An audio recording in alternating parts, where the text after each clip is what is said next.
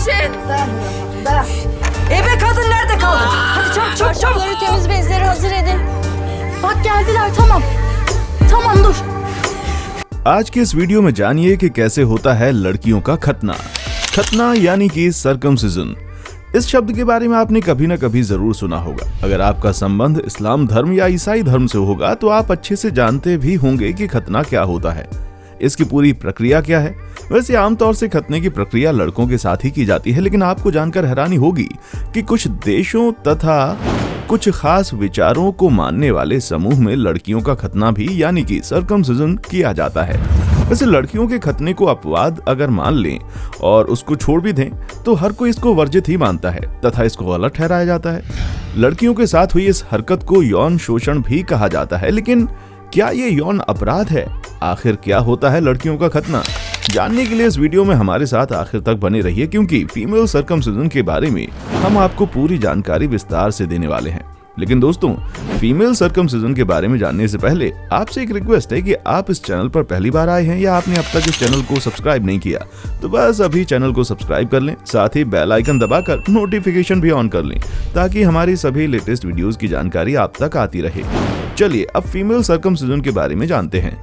सबसे पहले ये जान लें कि खतना नवजात शिशुओं और 15 साल की बच्चियों के साथ किया जाता है। वैसे तो आप लोगों को आज तक सिर्फ लड़कों के साथ हुए खतने के बारे में ही आपने सुना होगा, लेकिन कुछ जगह लड़कियों का भी खतना किया जाता है। खतने को इंग्लिश में सर्कमसिजन कहा जाता है, जहां नवजात बच्चों में लड़कों के लिंग के ऊपरी हिस्से की त्वचा को हटा दिया जाता है, जो फिर दोबारा कभी नहीं आती। वहीं लड़कियों के खतने की प्रक्रिया में योनि के बाहरी हिस्से को हटा दिया जाता है।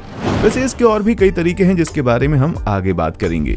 जहां लड़कों का खतना धार्मिक मान्यताओं के साथ साथ कई गंभीर बीमारियों से बचाव की दृष्टि से किया जाता है, लेकिन मान्यताओं के अनुसार फीमेल सर्कमसिजन कराने का सबसे बड़ा कारण होता है सेक्स की इच्छा को खत्म करना। दरअसल लोग लड़कियों का सर्कमसिजन इसलिए करवाते हैं ताकि उनमें सेक्स की इच्छा न बढ़े और वो शादी के बाद अपने पार्टनर के साथ वफादार रहें। लड़कियों के खतनों की प्रक्रिया में लड़कियों के वजाइना में मौजूद क्लेटोरिस को रेजर या ब्लेड से काट दिया जाता है। वहीं कुछ जगहों पर क्लेटोरिस और वजाइना की अंदरूनी स्किन को भी थोड़ा सा हटा दिया जाता है। यूनाइटेड नेशंस और WHO के मुताबिक सर्कमसिजन कई तरीके से हो सकता है। पहला, पूरी क्लेटोरिस को काट देना, दूसरा वजाइना को ऊपरी तरफ से सील देना और तीसरा क्लेटोरिस के कुछ हिस्सों को काट देना। लड़कियों के खतने की परंपरा कई समुदायों तथा समूहों का अभिन्न अंग है।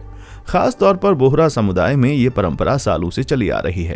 परंपरा के अनुसार जैसे ही कोई बच्ची 7 साल की होती है, उसे उसकी माँ या दादी एक दाई या फिर लोकल के पास ले जाती है। बच्ची को ये भी नहीं बताया जाता कि उसे कहाँ ले जाया जा रहा है या उसके साथ क्या होने वाला है। दाई या आया वो डॉक्टर उसके क्लेटोरिस को काट देता है। इस प्रथा का दर्द ताउम्र के लिए उस बच्ची के साथ रह जाता है।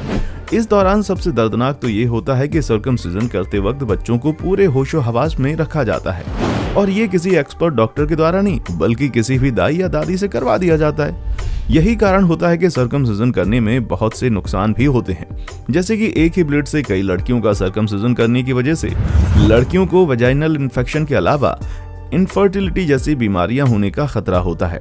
सर्कमसिजन के दौरान ज्यादा खून बह जाने से कई बार लड़कियों की मौत भी हो जाती है और दर्द ना सहन कर पाने पर तमाम लड़कियां कोमा में चली जाती हैं। वहीं कुछ लोगों का ऐसा भी मानना है कि सर्कमसिजन करवाने से सेक्स समस्याएं जैसे HIV एड्स का खतरा कम हो जाता है, जेनाइटल रिलेटेड कैंसर का खतरा भी कम होता है और जेनाइटल में इन्फेक्शन नहीं होता। हालांकि इस फायदे को मेडिकल रूप से मान्यता नहीं दी गई। यूनाइटेड नेशंस के आंकड़ों के अनुसार दुनिया भर में हर साल 20 करोड़ से ज्यादा लड़कियों का सर्कमसिजन होता है। इनमें से आधी लड़कियां सिर्फ इथियोपिया, इजिप्ट और इंडोनेशिया की होती हैं। सर्कमसिजन होने वाली इन 20 करोड़ लड़कियों में से करीब 4.5 करोड़ बच्चियां 14 साल से कम उम्र की होती हैं। इतने आंकड़े का कारण यही है कि FGM अफ्रीका के कई हिस्सों और सेंट्रल एशिया में ये काम सदियों से जारी है। लेकिन भारत, पाकिस्तान और श्रीलंका की बात करें तो इसके बारे में ये सब ज्यादा सुनने को नहीं मिलता। फिलहाल भारत में फीमेल सर्कमसिजन को लेकर कोई भी कानून नहीं है, लेकिन बोहरा समुदाय अब भी खतना का पालन करता है। ये सिर्फ दाऊदी बोहरा समुदाय में परंपरा पाई जाती है। यमन के शिया मुस्लिम्स का एक हिस्सा रहे बोहरा 16वीं सदी में भारत आए थे। आज वो ज्यादातर गुजरात और महाराष्ट्र में रहते हैं। दाऊदी बोहरा देश में सबसे पढ़े लिखे समुदायों में से एक है। करीब 10 लाख लोग मुंबई और आसपास के इलाकों में रहते हैं। वैसे इस्लाम धर्म मानने वाले तथा मुस्लिम धर्मगुरु बोहरा समुदाय को मुस्लिम नहीं मानते हैं। भारत समेत दुनिया में मूल इस्लाम धर्म को मानने वाले लोग महिला खतना को भी वर्जित और गलत मानते हैं। खैर, लड़कियों के साथ हो रहे इस यौन शोषण के खिलाफ कई महिला संगठनों ने इस पर आवाज उठाई और कैंपेन चलाया। 2015 में बोहरा समुदाय की कुछ महिलाओं ने एकजुट होकर we speak out on FGM नाम से कैंपेन शुरू की। इतना ही नहीं, महिलाओं ने change.org पर भी एक कैंपेन की शुरुआत की थी।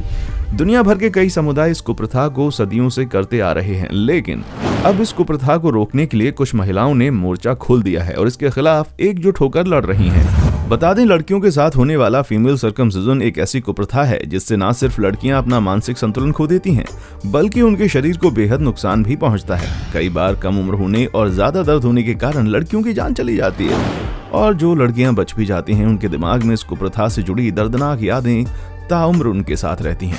दोस्तों, उम्मीद है कि आपको फीमेल सर्कमसिजन के बारे में पूरी बात समझ आ गई होगी।